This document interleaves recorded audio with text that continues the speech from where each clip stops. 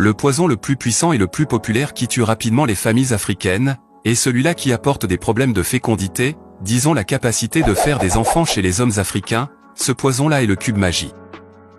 Le cube magie a été créé en 1886, par le Suisse Julius Magie. Signalons qu'à l'époque, pour les travailleurs pauvres, qui ne gagnaient pas assez d'argent, pour se procurer de la viande ou du poisson, alors Julius Magie a inventé cet ingrédient qu'on assaisonne dans nos nourritures qui est le cube magie. Le cube magie au départ était un mélange d'épices et d'autres ingrédients, pour compenser le goût du poisson et de la viande dans l'alimentation des ouvriers noirs. En 1894, après la conférence de Berlin, c'est-à-dire le partage de l'Afrique, une course à la colonisation, les colonisateurs ont effectué une exportation massive de ce ingrédient appelé cube magie dans les colonies, pour mystifier les Noirs, avec le goût synthétique du poisson et de la viande.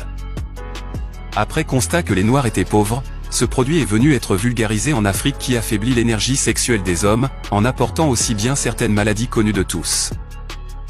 Notons que les Africains faisaient beaucoup d'enfants et pour les maîtrises il fallait un moyen pour réduire l'effectif pour qu'ils soient maîtrisables.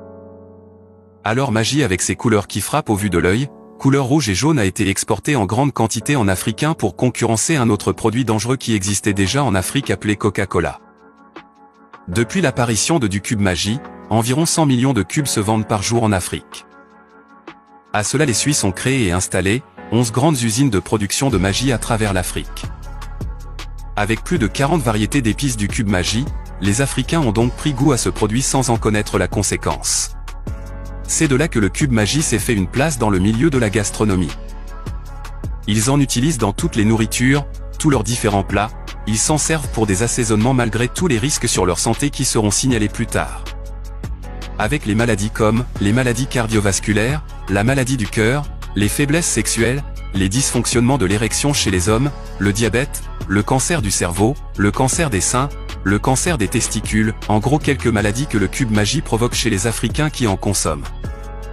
Magie cube est la première cause de la courte vie chez les Africains, avec de paralysie, et des décès prématurés en Afrique. Comme la cigarette, et l'alcool provoquent dépendance si bien qu'on a l'impression que sans le cube magie, les nourritures n'auront aucun sens dans la bouche ou encore on pourra en trouver des motifs. Alors prenez-en bien des notes et réduisez la consommation du cube magie dans vos nourritures.